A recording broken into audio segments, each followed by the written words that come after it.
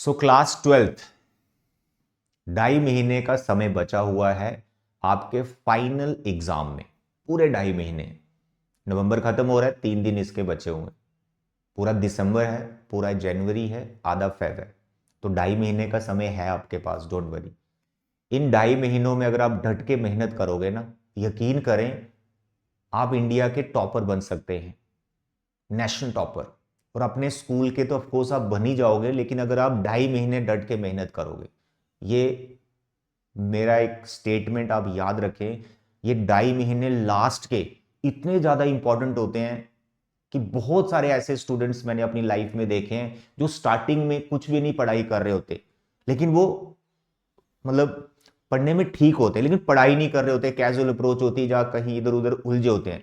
लेकिन last stage पर जो अपना वो पेस पकड़ते हैं ना, अरे यकीन करें वो क्लास के सभी स्टूडेंट्स को क्रॉस करके एकदम टॉप पे पहुंच जाते हैं। आप सभी भी ऐसा कर सकते हो।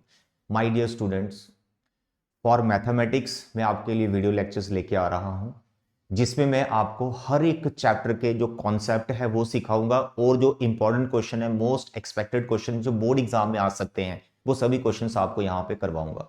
डोंट वरी कि अगर आपको कॉन्सेप्ट क्लियर नहीं है किसी भी चैप्टर का, मैं सभी चैप्टर्स यहां पे 2.5 महीने में आपको कवर करवाने वाला हूं। ठीक है, बस एक रिक्वेस्ट आपसे कि जो भी मैं आपको सजेशन देता हूं उसको फॉलो करें। वीडियो अच्छी लगे तो लाइक करें, और अपनी प्रॉब्लम कमेंट के थ्रू मेरे से शेयर करें, ताकि मुझे यह पता चलता रहे कि आपकी और क्या डिमांड है। Is it clear? तो एक बच्चे का मुझे कमेंट भी आया था कि सर आप 10th के लिए बनाते हो, 12th के लिए कुछ नहीं है। तो डोंट वरी, 2.5 महीने में आपको मैथ्स यहां पे पढ़ाने वाला हूं। Is it clear? तो सबसे पहले मैं आज आपको लास्ट ईयर जो मैथ्स का पेपर हुआ था ना, वो मैं आपको दिखाना चाहता हूं, जिससे आपको ये आइडिया हो जाएगा कि अगर आपको मैथ्स में अच्छा स्कोर करना है तो किस टाइप के क्वेश्चन हमें करने, और पहले कौन सी बुक को हमें कवर करना चाहिए। क्या सिर्फ सैंपल क्वेश्चन पेपर अभी करें, या एनसीईआरटी पेंडिंग है उसको करें, कैसे करें? तो पहले आप क्वेश्चन पेपर देखिए। एमसीक्यूज को देखने की जरूरत नहीं है, वो बहुत ज्यादा इजी होते हैं।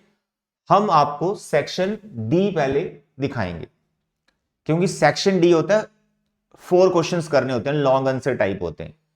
तो सेक्शन डी में जो बच्चा अच्छा स्कोर कर गया, जिसको वो सभी क्वेश्चंस आते हैं, तो बाकी वाले सेक्शन से इसको आते ही आते हैं।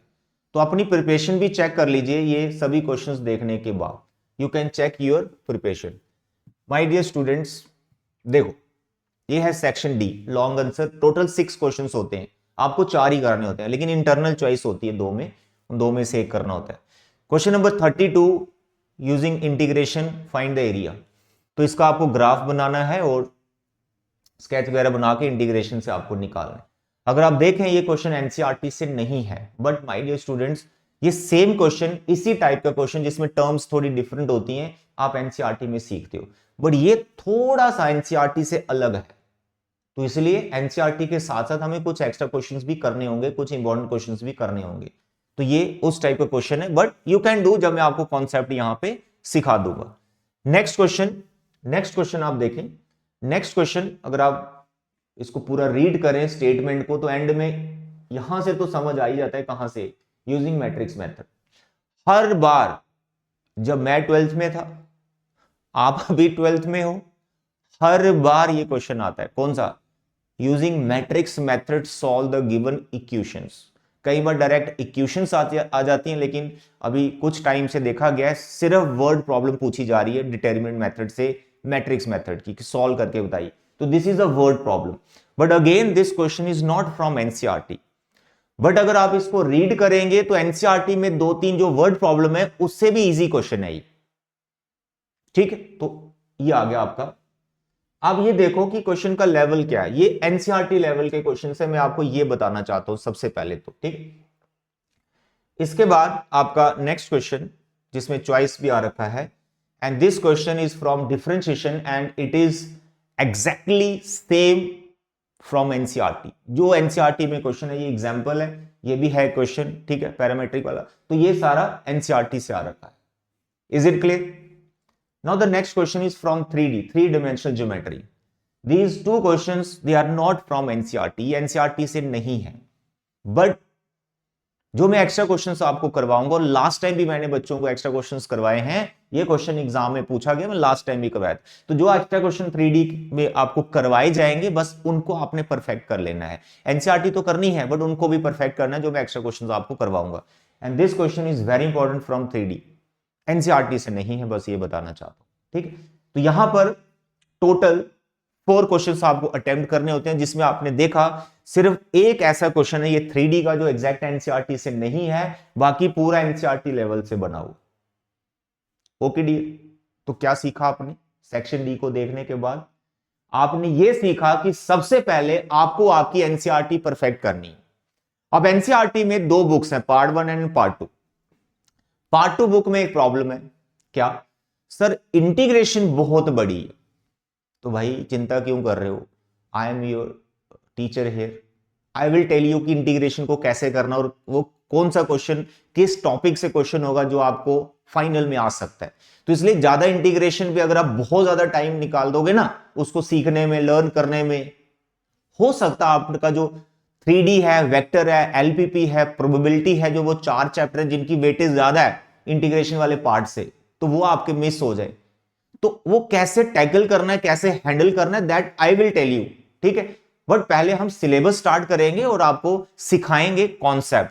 तो नंबर 1 सेक्शन डी हमने देख ली, ऑल क्वेश्चन फ्रॉम एनसीईआरटी, एक यहां पे एक्स्ट्रा पूछा गया। अब हम बात करते हैं सेक्शन सी की। Section C is 3 marks question, total 6 question होते हैं। ये आ गया आपकी सेक्शन सी। अब बताइए जरा, अरे भाई कहां जा रहा है,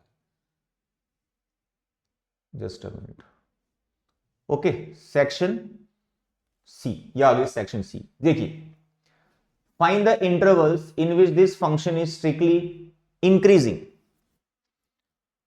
again concept is NCERT, of course वहीं से आएगा, लेकिन ये क्वेश्चन एनसीईआरटी से नहीं है। हाँ, इस टाइप के जरूर है, लेकिन आप ये मत सोचो कि ये बहुत डिफिकल्ट क्वेश्चन है। जो एनसीईआरटी में आप बहुत सारे लॉग के, ट्रिग्नो के क्वेश्चंस करते हो, जिसमें आप लोकल मैक्सिमा या इंटरवल्स निकाल रहे हो, उससे भी इजी क्वेश्चन है, ये कर लोगे आप। बस उसने फंक्शन चेंज कर दिया, क्वेश्चन तो वही है ना, स्ट्रिक्टली इंक्रीजिंग के इंटरवल्स निकालने। Okay, now the next question is from vector, very simple, it is from NCERT. Vector question NCERT, उसका चॉइस भी आई है, लेकिन चॉइस वाला जो क्वेश्चन है वो एनसीईआरटी से नहीं है, तो एक्स्ट्रा क्वेश्चन हमें हर चैप्टर के बनाने पड़ेंगे।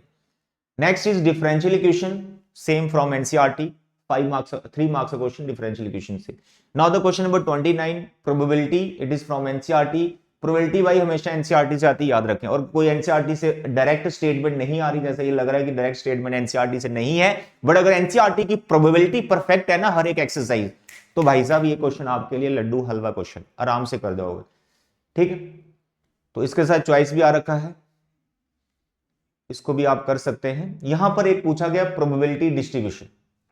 अगर आप सीबीएसई सिलेबस देखें तो वहां पर प्रोबेबिलिटी डिस्ट्रीब्यूशन नहीं है, बट यहां पे क्वेश्चन पूछा गया और में पूछा गया, तो ये वाला टॉपिक भी मैं आपको करवाऊंगा, ताकि रिस्क फ्री आप हो जाए कि प्रोबेबिलिटी डिस्ट्रीब्यूशन अगर पूछ ली जाए तो वो क्वेश्चन कैसे बनाना है। ठीक है, चॉइस दे दी ना उसने, चॉइस दे दी, सीबीएसई वाला भी बच गया, चॉइस देके बच गया वो भी, बच्चा कुछ नहीं करेगा, अब तो चॉइस आ गई। चलिए नेक्स्ट देखिए, नेक्स्ट इज या लीनियर प्रोग्रामिंग प्रॉब्लम।